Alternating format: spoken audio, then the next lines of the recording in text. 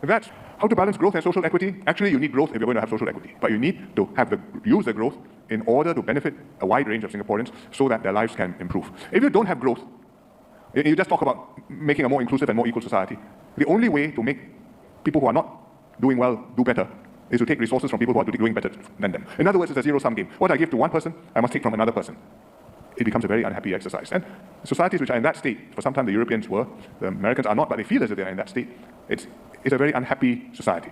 You must have growth, then you have resources, then you can do something with it, lives can improve, and the government can take some of the resources to help those who need more help. And as lives improve, as opportunities are created, Singaporeans can help themselves seize those opportunities and move ahead. So I don't see that as a contradiction. We want to grow. I think it's hard enough to get the growth we can. Don't ask ourselves, maybe less growth will be better. No, I don't believe that. Go for what we can and make the most of what we have. We need to get the firepower to distribute rather than... No, you can call it firepower, but basically you must have resources. Yeah. You want houses, right? Somebody has to pay for the homes. You want good healthcare. Somebody must build the hospitals and all the equipment and the doctors. If you want good education, where do you think all the schools come from with audio-visual labs and computer classes and robotics options and overseas exposure opportunities? You need resources to do good for people. And Singapore's great good fortune is that for many years we've grown very rapidly, and today we have vastly more resources than we did 60 years ago.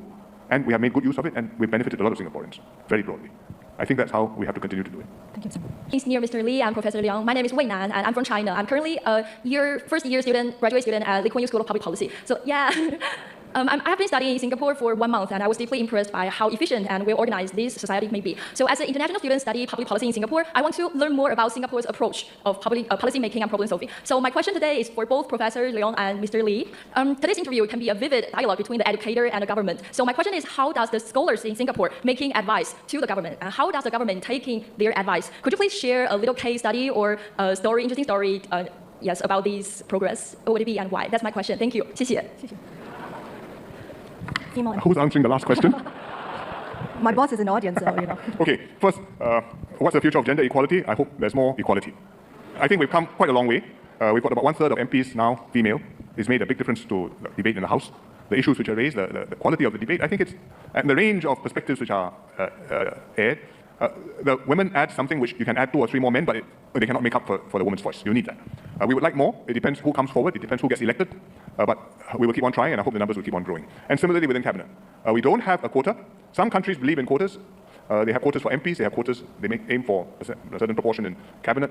They aim for a certain proportion on company boards. I don't think quotas are the right way to go about it. I think we go on merit, but we work very hard to identify women who are qualified, suitable, and encourage them to come forward. And it will be easier for us to do that if their partners, husbands, are supportive, carry their share of the household responsibilities, and are prepared to see their women, their wives, do well and progress and be proud of their spouses. It's a social thing. And I can tell you that it's harder for a woman to be an MP than it is for a man to be an MP, because the expectations on her are higher, her home responsibilities probably are heavier, and she walks a very tight rope. Because if she's aggressive, they'll say, wow, so fierce. If she's gentle, she says it's a xiaojie. So it's very difficult. And our women have felt that, but they've come forward, we are proud of them, and I hope they encourage more to come forward. I hope with the right policies and on the right side. That's why Singaporeans are recognizably so, and when you see one, you see him overseas, you kind of know he's one before he opens his mouth. Just by looking at him, the way he carries himself, the way he interacts with other people, there is something distinctive about him. It comes from us having lived together and made the accommodations and become similar to one another. And it's something which we should keep on doing.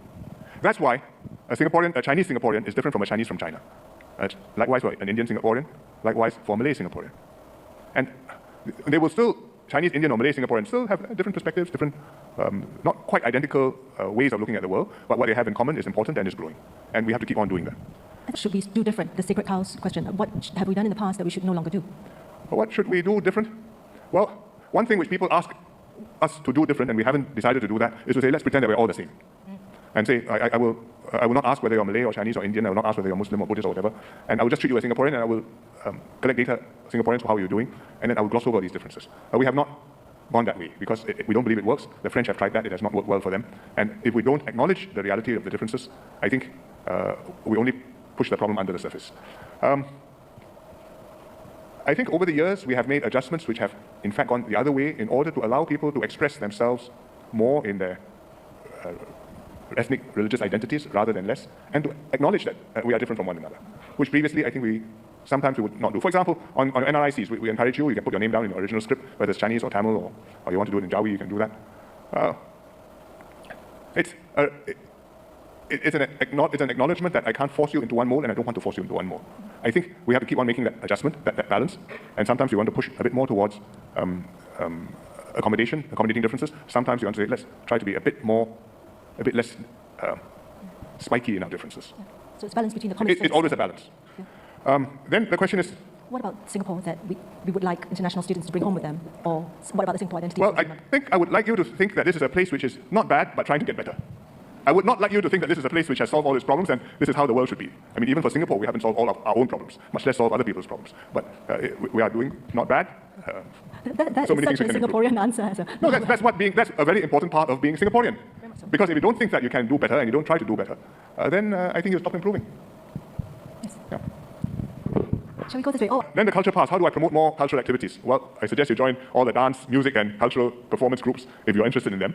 But basically, you want a society where people can enjoy the arts and culture, and it doesn't have to be very high culture, it doesn't have to be avant-garde, doesn't have to be deep message all the time. It can be a Hsien Loong concert, it can be a dance or a percussion performance, or it can be just a picnic in the park and you have some orchestra there giving you popular songs. Enjoy that. Life is more than about just bread and water. And I think in Singapore, the cultural scene is more vibrant than before. Sometimes it takes itself more seriously than the rest of us take it. But, well, people have passion, and I say keep on working at it.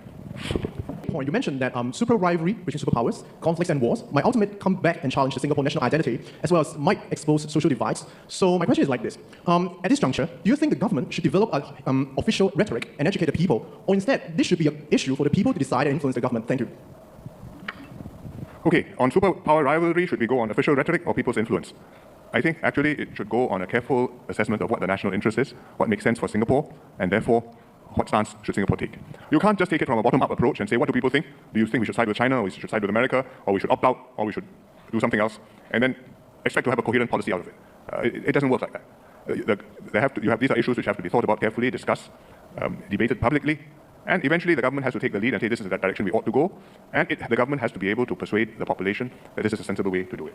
It's an interactive process. The population has views, and you have to take those into account, but it cannot just be a bottom-up process, because then you are carried along by the waves of the transient sentiments, and the transient sentiments can be influenced from outside, from one side or the other side, or both sides.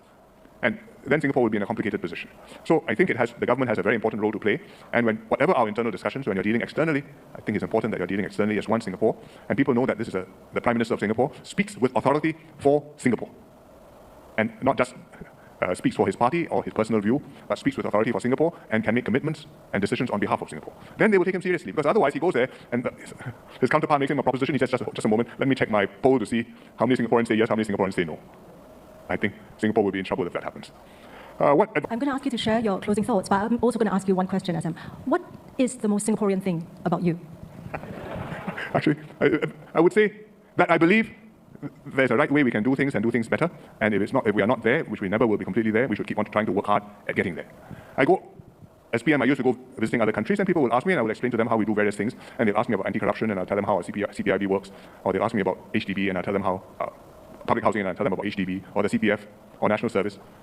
And they will look at me, and then they will talk to each other and say, and then they will tell me, this is completely alien to us. It's like you come from outer space. Because in Singapore, we actually think each problem should be tackled and each problem can have some solution. Maybe not a permanent solution, maybe not a perfect one, but it has some solution. And you can work at it, and we can make things better, and then we'll work at it again. And our politics and our society and our population allow us to do this. But in other countries, it's not that they don't have smart people, it's not that they don't have ideas or understanding of what has to be done, but it just cannot be done. And therefore, the people no longer believe it can be done. I believe in Singapore it can be done. And I think that faith is something which many Singaporeans have, and which we should always keep. And we should make sure that we can always do something about the problems we have. So I spend my time, well, I don't spend my time, but from time to time, when I need to get something done, I become a mystery shopper on behalf of the government. Because I need to go to MOM to do something on their website, I need to go to CPF to check my account, I need to interact with IRAS and get some items sorted out, and I look at the interface and say, surely we can do better. And so I send them a suggestion. And I tell them, this is just a suggestion. Please take it seriously, but think how's the best way to make things better. And I think if we had more mystery shoppers, we would have better services, and we would have a more involved and engaged population who would feel, if I think something can be better, I can do something about it, and it will improve. And then that answers the question which I was asked earlier on, how can you make me feel this is home?